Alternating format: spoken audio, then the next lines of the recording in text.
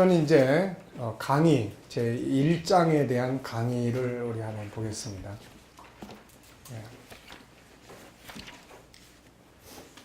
자, 강의 듣기. 세상에서 최고의 보물은 무엇일까? 세상에서 가장 귀한 보물은 무엇일까? 무엇일까요? 네, 다 읽어보신 분들은 사랑. 네, 당신에게 있어서 가장 최고의 보물은 무엇인가? 자식. 남편. 그래야 돼요는 정답이 아니에요. 각자에게. 자, 다음의 이야기들은 무엇을 보여주는가? 페이스북 CEO 이야기 했습니다. 지난번에 태어난 딸에게 자기 자산의 99%를 기부할 계획을 편지 속에 담아서 딸한테 이제 태어난 딸한테 편지를 썼죠. 한국 돈으로 52조가 되는 돈입니다. 페이스북 CEO 마크 저커버그에게 최고의 보물은 무엇인가? 이 사람에게 최고의 보물은 딸이죠. 자식이죠. 자녀. 그래서 참 그 엄청난 돈보다 자식, 그 딸에 대한 이제 가치죠. 자, 예수님 이야기. 예수님은 하나님의 아들로 세상에 오셨다. 만물의 주인이 오신 것이다. 그래서 만물이 그분에게 굴복했다. 풍랑, 자연환경, 귀신, 질병, 죽음까지 모든 것이 그분에게 순종했다. 그런 전능자가 세상에 오셔서 하신 일 가운데 가장 중요한 일은 무엇인가? 그것은 바로 십자가 위에서 자신의 목숨을 바쳐주신 일이다. 왜 그랬을까? 우리가 그분께 가장 귀한 보물이 뭐냐고 물어본다면 그분은 뭐라고 대답하실까? 뭐라고 하시겠습니까? 네, 바로 사람이죠. 우리 자신. 이것을 설명해주는 그분의 말씀이 있다. 마태복음 16장 26절 다 같이 우리 한번 읽어보죠. 사람이 만일 온 천하를 얻고도 제 목숨을 잃으면 무엇이 유익하리요? 사람이 무엇을 주고 제 목숨과 바꾸겠느냐? 위의 말씀은 어떤 의미를 주는가? 어떤 의미를 줍니까? 네, 사람은 온 천하보다 귀한 거다. 예수님께 하늘과 땅에서 가장 존귀한 보물은 바로 사람이다. 다음의 두 사건은 예수님이 사람의 가치를 어떻게 여기고 있는지를 잘 보여준다. 음행한 여인의 이야기. 요한복음 8장 2절로 11절을 보면 음행한 여인이 붙잡혀 사람들에게 둘러싸여 있다. 사람들은 저마다 돌을 들고 그녀를 죽게 한다고 흥분했다. 그런데 그분은 그녀에게 다시 기회를 주어 보냈다. 그 이유가 무엇이었을까? 죄는 당연히 죽어야 하지만 비록 죄인일지라도 인간의 가치는 그 무엇보다 크기 때문이다. 그분은 죄보다도 인간의 소중한 가치를 보신 것이다. 겉에 나타나는 거, 우리가 이제 사람을 대할 때 항상 요 세 가지, 여기를 보느냐, 여기를 보느냐, 여기를 보느냐. 예를 들어서 지금 이 음행한 여인 같은 경우에 이걸 보면은 다 돌을 들고 죽여야 된다 이렇게 되죠. 그런데 요 밑에 걸 보면은 불쌍하게 여기게 돼요. 이거는 감정, 이건 상처입니다. 상처, 아픔이죠. 그 다음에 이 밑에 걸 보면은 다시 기회를 주고 싶어져요. 그래서 이 밑에 거는 뭐예요? 하나님의 형상, 본능입니다. 그러니까 하나님의 형상, 본능, 이거는 소중한 가치죠. 보물. 하나님의 형상대로 만들어진 보물. 그런데 이 가치대로 살고 싶어 하는데 여러 가지 장애 요인 때문에 이대로 살지를 못하게 돼요. 그래서 뭐가 생겨요? 상처와 아픔이 생겨요. 그리고 이것이 밖으로 나타나요. 열등감에 대한 상처가 밖으로 나타나거나 그런 여러 가지가 분노로 또 여러 가지 그런 다른 사람과의 관계 속에서 나타나요. 그러니까 이것만 보면은 이거 보면 화가 나는 거예요. 그런데 이 속에 조금 내려가 보면 아픔이 있는 거예요.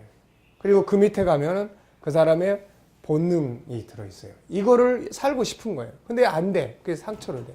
이게 밖으로 이렇게 나타나요. 그래서 이걸 보면 돌을 들어서 치고 싶은데 이걸 보면 불쌍하게 이게 되는 거예요.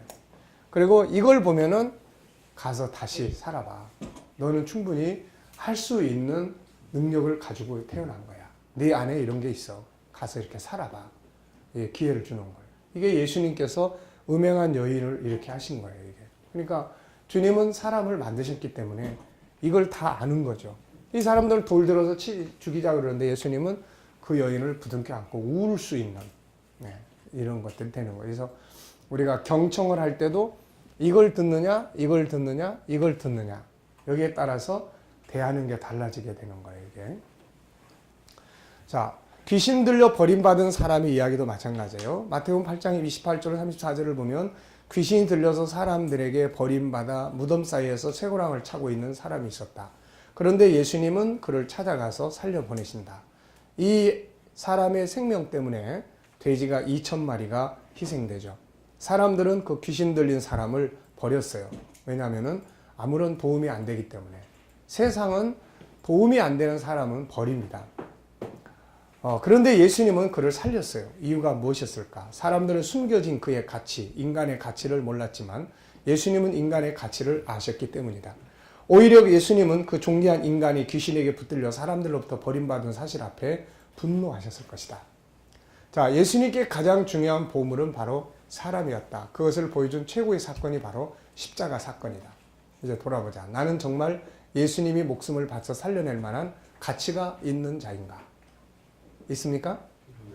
없습니까? 네. 이런 질문을 하면 보통은 겸손의 뜻으로 나는 그럴 가치가 없습니다 라고 이야기를 해요. 그런데 냉정하게 보면 가치 없는 일에 투자하는 분은 없죠. 예수님은 우리의 가치를 아시는 분이기 때문에 진흙더미 속에 세상에 와서 쓰레기 더미에 묻혀서 자기 가치를 잃어버리고 살고 있는 인간들의 가치를 찾아주신 거죠. 그래서 예수님을 사랑하는 최고의 방법이 뭐예요? 네, 그것은 자기의 가치를 찾아서 존귀하게 사는 거죠. 그리고 다른 사람의 가치를 찾아주는 것. 바로 이것이 사랑의 계명이에요. 그래서 자기의 가치를 찾아서 내가 이렇게 살면 안 돼. 내가 이런 존재인데 알고 보니까 내가 그렇게 시시한 존재가 아니야. 그래서 그 칼빈은 인간의 전적 부패를 이야기를 했죠. 그리고 그러면서 하나님의 은혜, 절대적 주권과 은혜에 우리가 구원을 받았다. 프랑스의 철학자 또 아주 수학 천재 파스칼은 두 가지를 이야기했어요. 인간론을 다룰 때 하나는 인간은 완전히 부패한 그야말로 아무것도 할 수 없는 존재다.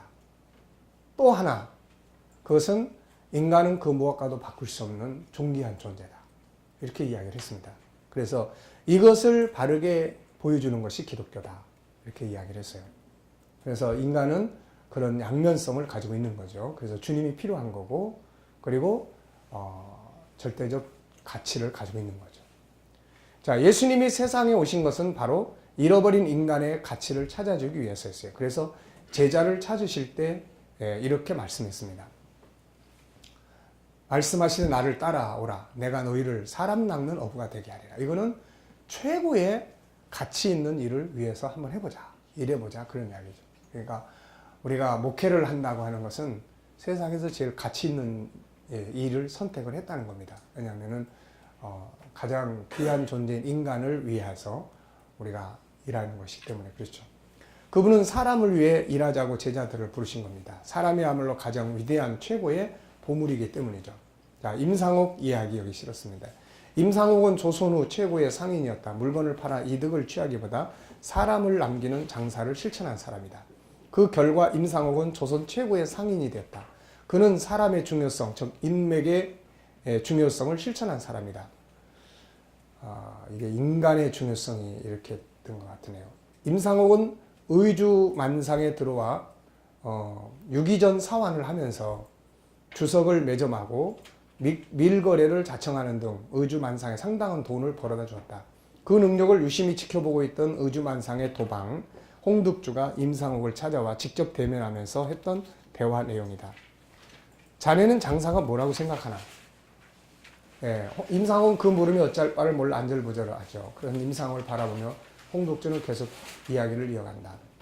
홍득주, 물건을 사고 팔아서 돈 버는 게 장사야. 만상에 들어온 지 얼마 되지도 않아서 주석을 매점할 생각을 하고 또 남을 다 피하는 남들이 피하는 밀거래를 자청해서 하겠다고 하고 게다가 유기전 사원이 또 비단까지 공부를 해. 뭐가 그리 급해. 빨리 장사를 해 배워서 돈을 벌고 싶습니다. 그런다고 돈이 벌 줄 알아? 장사란 말이야. 돈을 버는 게 아니라 사람을 버는 거야. 이문을 남기는 게 아니라 사람을 남겨야 해. 사람을 벌고 남기는 거. 그게 장사야. 나는 말이지 장사란 자고로 이문을 남기는 것도 중요하지만 사람을 남기는 거라는 신념으로 살아왔네. 이후 임상옥은 홍득주를 인생의 참 스승으로 삼고 장사를 하고 사람들에게 일을 시키는 과정에서 그의 스승 홍득주가 했던 말을 가슴 깊이 새깁니다. 돈을 벌기보다는 사람 남기는 장사를 실천하고 귀천을 따지지 않고 모든 사람을 소중하고 귀한 존재로 대하여 존중하고 인정을 합니다. 항상 그들을 곁에 두고 함께하는 노력을 기울여요. 그 결과 임상옥은 조선 최고의 갑부가 되었다. 그런 이야기죠. 자, 이제 본장의 주제에 대한 답을 적어보자. 세상에서 가장 귀한 최고의 보물은 무엇이에요? 사람. 당신은 이 사실을 알고 있습니까? 당신 자신의 가치가 이 세상의 모든 것보다 더 중요한 보물이라는 것을 알고 있습니까? 지금까지 자신에 대해서 어떤 평가를 가지고 살았는가? 또 부부 사이, 자녀나 다른 사람들 어떤 평가의 기준을 가지고 대했는가?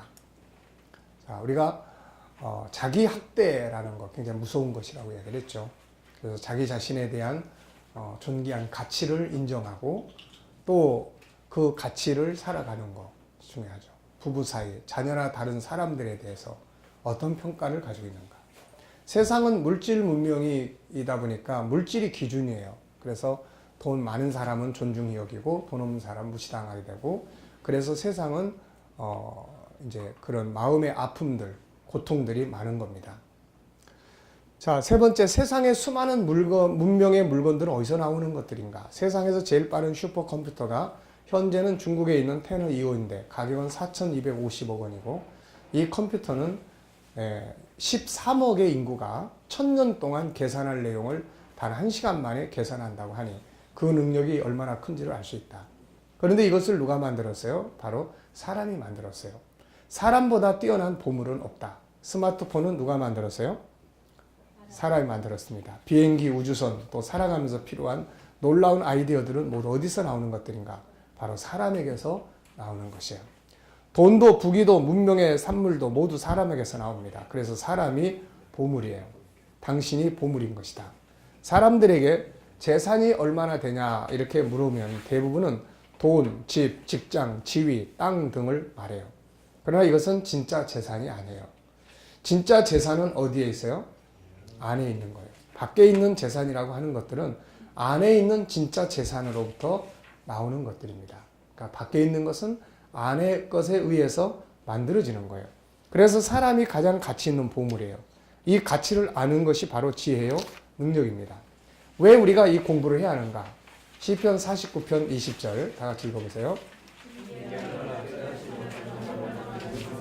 네, 올바르고 정확한 말씀이다. 존귀한 존재로 태어났지만 엄청난 보물을 가지고 태어나지만 그걸 알지 못해서 짐승처럼 살고 있는 인간의 모습을 탄식하는 말씀이다. 그러므로 이제 우리가 할 일이 무엇인가? 존귀한 인간을 아는 일이다. 그래서 가장 존귀한 자로 사는 것이 바로 우리가 할 일이요. 이 공부의 이유요 목적이다. 참 교육이란 무엇인가? 뭐예요? 인간을 바르게 알게 해주는 것이고 인간 안에 있는 것들을 개발하고 훈련해서 그것으로 세상을 다스리며 자신과 세계에 공헌하게 하는 일입니다. 자, 기록하고 말하기 1번에서 6번까지 쓰십시오. 지금부터.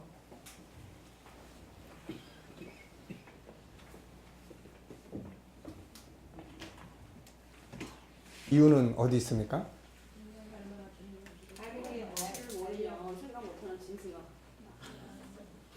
네. 인간을 알아야 되니까요. 인간을 알아야 되니까. 네. 시편 49편 20절이 주는 의미는 뭔가? 네, 그러니까 아무리 좋은 것을 가지고 있어도 하나님을 이렇게 만들어 놨어도 그것을 바르게 이해하지 못하면 깨닫지 못하면, 이해하지 못하면, understanding. 그러니까 이해하지 못하면, 이해를 하기 위해서는 잘 알아야 되는 거죠. 그러면 결국은 뭐 동물처럼 살게 되는 거예요. 자, 참 교육은 무엇인가요? 나오시면서 세상을 다스리면서 자신과 세계를 발전시키고 공헌한다. 네, 아주 훌륭한 학생이에요. 그러니까 참 교육이라는 거는 그냥 좋은 걸 가르치는 게 아니고 안에 뭐가 있는지를 일깨워주고 안에 있는 것을 끌어내고 그것을 훈련해서 세상을 다스리는 일에 활용하도록 만들어주는 그런 역할입니다. 이게. 그러니까 교육에 요즘 참교육 뭐 이야기 많이 하잖아요. 그런데 안에 있는 게 뭔지 모르면 교육하기가 어려워요. 네. 그저 소경이 그냥 뭐 두들기는 이런 현상과 같은 거죠, 이게. 그런 면에서 바울이 디모데후서 3장에서 이야기한 성경은 사람을 교육하기에 아주 유익한 책이다. 이거는 굉장히 참 중요한 진리예요, 이게. 안에 있는 인간을 알기 때문에. 자, 과제입니다. 한 주간 동안 매일 나는 세상에서 가장 가치 있는 보물이다를 5번 이상 외쳐보고 결과를 나눠보자.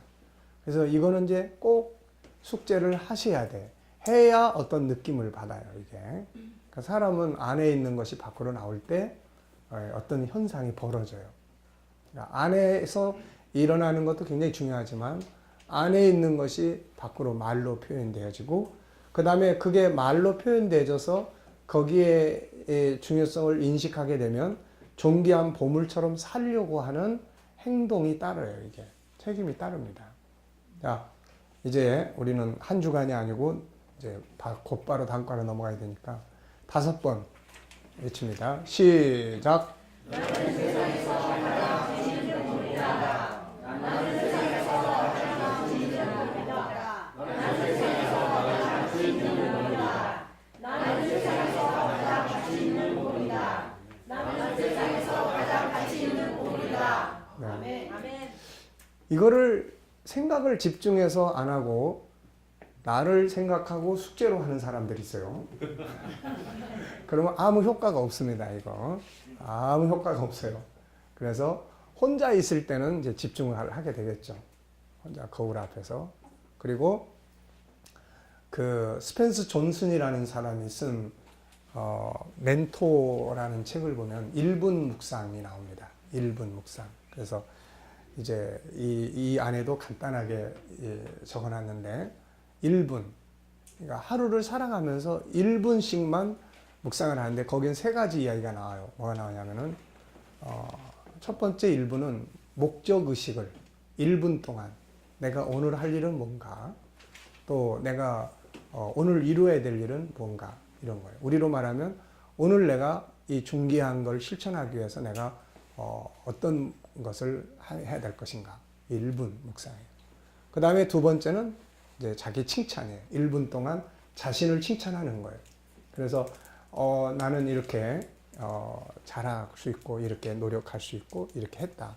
그래서 참 잘했어, 수고했어. 자기 칭찬해. 1분 동안. 그 다음에 3번째는 이제 자기 성찰입니다. 자기 반성. 그래서 오늘 이거를 내가 잘 실천을 했나?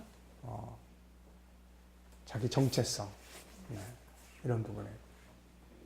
그래서 이제 이런 부분들을 이제 우리가 하루를 지나가면서 그저 뭐 한 1분 정도씩 이렇게 의식적으로 나는 가장 가치 있는 보물이야.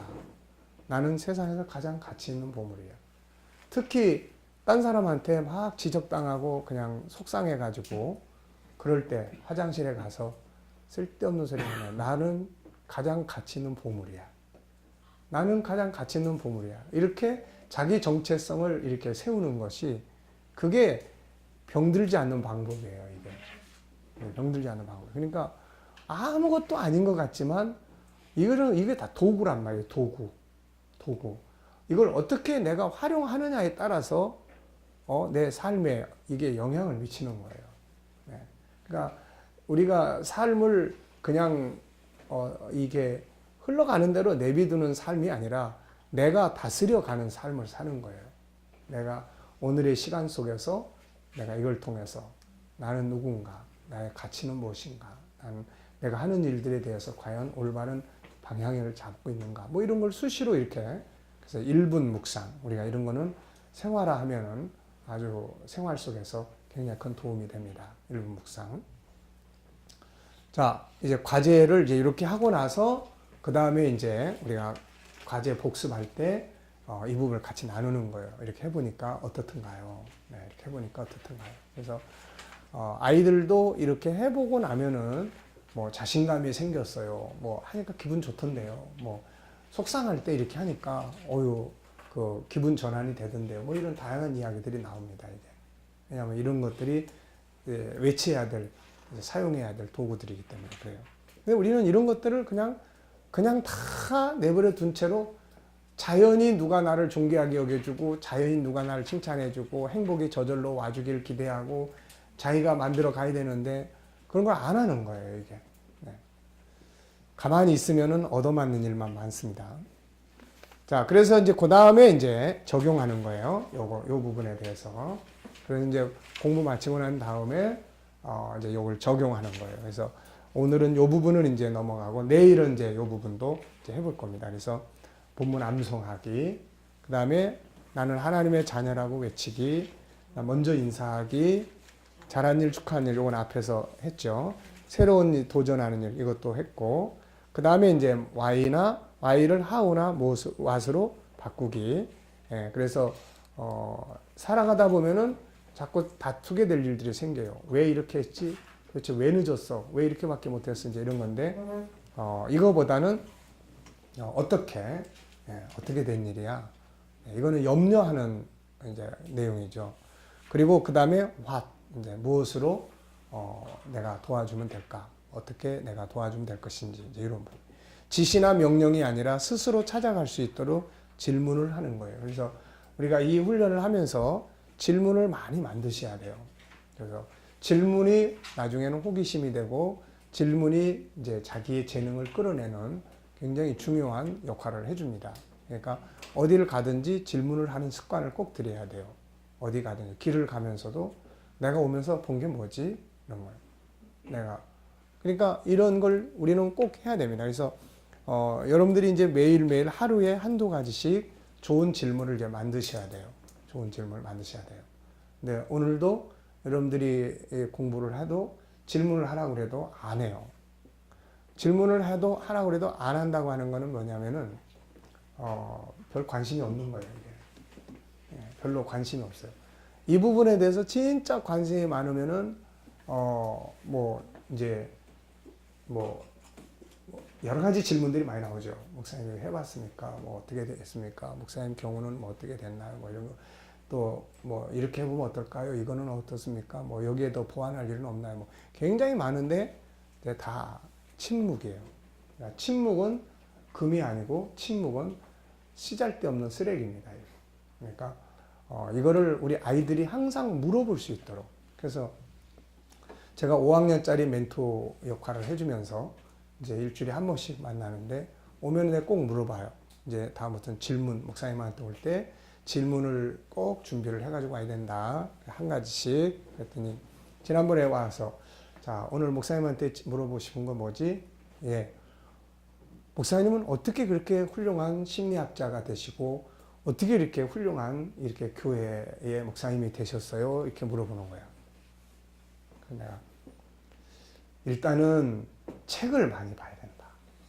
책을 옆에다 항상 두고 그리고 또 이렇게 오랜 시간 동안 노력하고 또 참고 이제 인내하면서 여기까지 와서 이렇게 된 거야.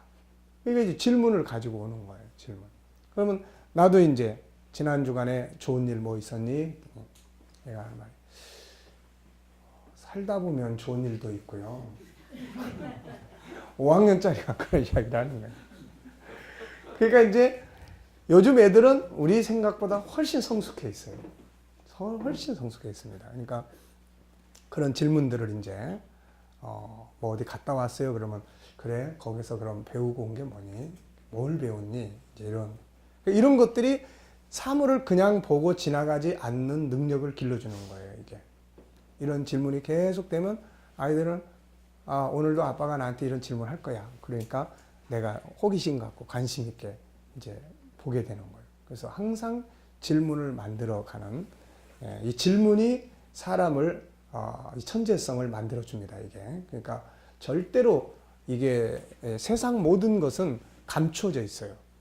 이 세상의 모든 것은 하나님이 다 창조하시면서 그냥 다 드러낼 줄 않았어요. 다 드러내놨으면은 인간이 아무 노력을 안 합니다. 그렇기 때문에 모든 건 다 감춰져 있어요.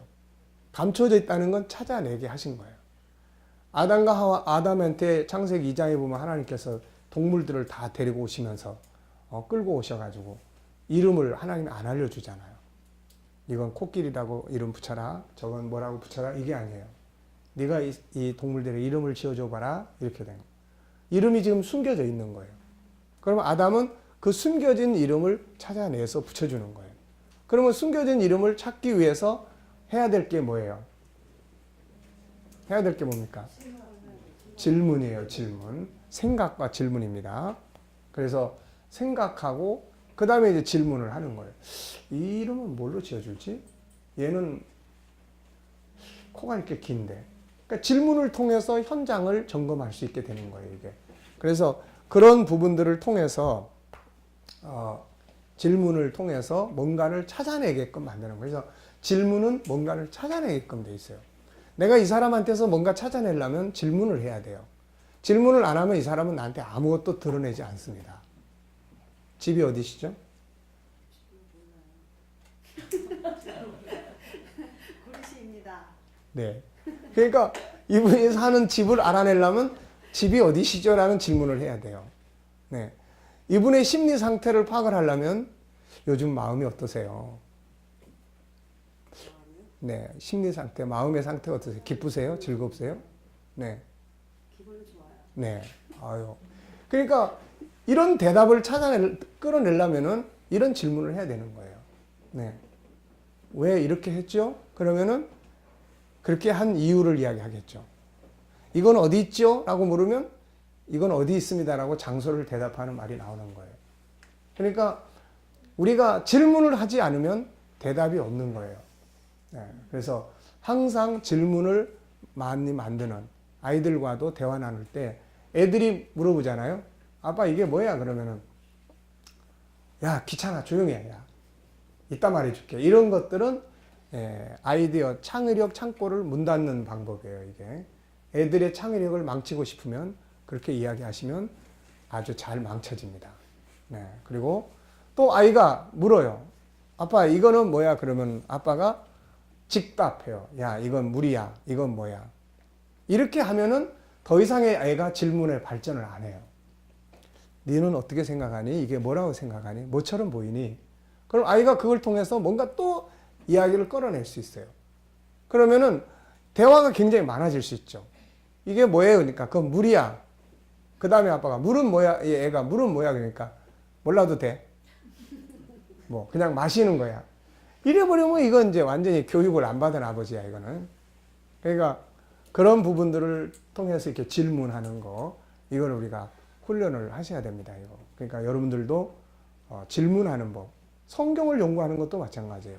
한 구절을 붙들고 질문을 잘 습관이 안 된 사람들은 주석 찾아서 그냥 읽고 은혜 받으면 거기에서 하는데 질문을 늘 습관한 사람들은 이 말씀의 진정한 의미는 뭔가? 이 속에 어떤 의미가 들어있는 것인가? 이 방법 말고 다른 방법으로 이 말씀을 해석할 방법은 없는가? 현실 우리 사회 속에서의 내용과 이 말씀 어떤 관계가 없는가? 그러면은 말씀은 수많은 답을 우리한테 줘요. 네. 예를 들면 팔복 같은 경우도 그렇잖아요. 뭐 심령이 가난한 자가 복이 있나니. 예수님이 그냥 그 이야기를 한 게 아니에요. 그 이야기를 하실 때는 이미 그 자리에 모이는 사람들의 보이지 않는 질문에 대한 답이에요. 그 자리에 모이는 사람들이 지금 예수님께 물어보고 싶은 게 뭐가 있겠어요? 다양한 환경에 사는 사람들이 물어보고 싶은 건 이거예요. 어떻게 행복할 수 있습니까? 인간의 행복은 어디서 오는 것입니까? 돈이 없는 사람은 돈을 많이 벌면 행복하지 않을까요? 뭐 로마에서 핍박받는 사람들은 이 로마 사람들 원수를 갚으면 되지 않을까요? 그러니까 이 답을 주시기 때는 주시기 이전에 그런 게 있는 거예요. 그리고 그거를 더 깊이 연구하고 싶은 사람은 결국 이 사람들의 삶은 어땠을까? 네. 이 사람들의 삶의 배경은 뭘까? 그리고 또 심령이 가난한 자가 복이 있나니 이게 진정한 의미는 뭔가? 이게 이루어졌을 때 어떤 사회, 어떤 가정, 어떤 내 삶이 이루어질 수 있는 것인가? 이런 것들을 계속해서 연구할 수 있는 것이 바로 질문이에요. 그래서 질문은 능력이에요. 질문은 능력입니다. 능력이에요. 뭐 야단 안 치고 한마디 다른 말 안 해도 질문 몇 가지를 쭉 해서 아이가 자기의 생각을 말하게 하고 다 하는 거예요. 그래서 하나님께서도 질문을 통해서 아담이 스스로 자기 죄를 깨닫게 만드신 거예요. 네. 아담이 범죄한 다음에 숨었는데 하나님이 아담이 숨은 거를 몰랐겠습니까? 다 알죠. 그런데 아담아 너 어디 있니? 라고 물은 거예요. 이거는 장소적 개념이 아니라 네가 지금 어떤 상태에 있는지 알고 있니? 이런 이야기예요. 그러니까 이런 부분들이 바로 질문의 능력이다. 이런 걸 우리가 늘 훈련하고 아이들과 대화 나눌 때도 직설적으로 이야기하기보다는 질문을 사용하라. 그 다음에 미안하지만 부탁하고 덕분에로 끝내고 미안하지만 정말 덕분에 잘 됐습니다. 파트너십 이거는 상대방을 인정하는 거예요. 그래서 무조건 상대방에게 내 일만 하라고 그런 게 아니라 내가 뭘 도와주면 좋겠는지 이런 것들 이제 묻는 거죠. 분노하기 전에 상대방을 이제 이해하라는 거죠. 그래서 무슨 일이 있었을 거야. 이 이해의 능력을 키워야 돼요. 이해의 능력. 예. 스토리텔링이라는 것이 다 알고 보면은 이해의 능력이에요. 뭔가 그 안에 들어있는 이야기를 끌어낼 수 있고 이해할 수 있는 거예요. 사람은 누구나 다 비하인드 스토리를 가지고 있어요. 숨겨진 이야기들이 있어요. 이거를 얼마만큼 이해하느냐에 따라서 세상 모든 건 다 감춰져 있습니다. 그래서 그런 거예요. 미안해, 고마워, 감사 표현하기, 그 다음에 장점 찾기, 긍정적으로 세상을 보기. 그래서 살아가면서 어떤 일을 만날 때 항상 긍정적인 시각에서 장점을 찾는 노력, 훈련을 하세요. 훈련을. 아무리 마음에 안 들고 아무리 작은 것이라도 이 안에 장점은 뭐지? 라는 질문을 꼭 하시라고요. 이 안에 장점은 뭐지? 라는 꼭 그 질문을 해요. 아무리 속을 썩이는 일이 생겨도 이 일을 통해서 내가 얻을 유익의 장점은 뭐지? 이거를 꼭 이런 질문을 하시라고요. 이게 습관이 되고 훈련이 되면 굉장히 아주 성공적인 삶을 살죠. 이 사람한테는 어떤 사건을 갖다 줘도 이 사람은 그걸 부정적으로 보지 않기 때문에 헤쳐나갈 수 있는 거예요. 근데 모든 사람들은 습관적으로 바로 이제 어떤 문제에 빠지냐면은 습관적으로 부정적 이미지를 가져요. 먼저 눈에 딱 띄면은 장점을 보기보다는 그러니까 어려운 환경을 딱 만나면 장점을 못 찾아요. 그게 막 방황하고 한숨 쉬고 절망하고 나중에 우울해지고 막 그래서 망하는 거예요. 환경 때문에 망하는 게 아니에요. 그러니까 그 안에 들어있는 장점을 볼 수 있는 사람도 환경도 다 마찬가지예요. 그 다음에 3대 7, 7대 3으로 말하기. 그래서 듣는 건 7로 하고 말하는 건 3으로 해라. 그래서 반드시 들어주는 역할을 잘 해야 된다는 거예요. 들어주는 역할. 네. 특히 상담하는 사람들은 들어주는 게 굉장히 중요해요. 듣다가 자꾸 말 끊고 그래버리면은 이제 상담이 안 됩니다. 그래서 상담하는 사람은 자꾸 들어주는 거예요. 끝까지 들어주고, 중간중간 확인하는 건 필요한데, 그러면 이런, 지금, 속상한 게 이런 일이시겠네요. 라고 확인을 하는 건 괜찮은데, 이제 들어주는 거예요. 굉장히 중요해요. 성경은 이미 이런 문제들을 많이 이야기를 했어요. 듣기는 속히 하고 말하긴 더디하라. 이런 것. 자, 그 다음에 하루 30분 이상 생각하기. 그래서 생각하는 훈련을 많이 해야 됩니다. 이거. 생각하는 거. 그래서 뭐, 이제 말씀도 묵상도 생각이에요. 그 다음에 이제 어떤 자기 문제에 대한 이걸 어떻게 풀어갈 것인지에 대한 또 발전에 대한 변화에 대한 다양한 생각들을 또 항상 자기 정체성을 생각하는 거 중요해요. 내가 추구하는 가치는 뭔가? 내가 정말로 중요하게 여기는 것은 무엇인가? 내가 지금 그 길을 제대로 가고 있는 건가? 나는 누구지? 난 이대로 살고 있는 건가? 항상 그런 생각을 이렇게 가지면 자기를 끌어낼 수가 있어요. 안에 있는 것은 생각을 통해서 나타나는 것 때문에. 그리고 나는 오늘 하루를 통해서 이 사건을 통해서 무엇을 배웠는가? 오늘 여러분들이 이 시간을 통해서 지나고 난 다음에 물어보시라고요. 나는 이 시간을 통해서 뭘 배웠는가? 네. 나는 이 시간을 통해서 뭘 배웠는가? 또 내가 어려운 상황이 벌어졌으면은 이 사건을 통해서 내가 배운 게 뭔가? 아이들은 뭐 형제하고 싸웠는데 막 야단치는 게 아니라 엄마가 오늘 형하고 싸우고 나서 그래 형하고 싸우고 나서 배운 게 뭐지? 라고 물어보는 거예요. 배운 게 뭐지? 그러니까 이런 것들을 통해서 안에 있는 재능을 안에 있는 것들을 개발해 나가는데 굉장히 중요한 역할을 한다. 그런 이야기예요. 잘 이해됐습니까? 네. 자, 일단 10분간 휴식하고 지금쯤 여러분들이 많이 피곤하실 것 같으니까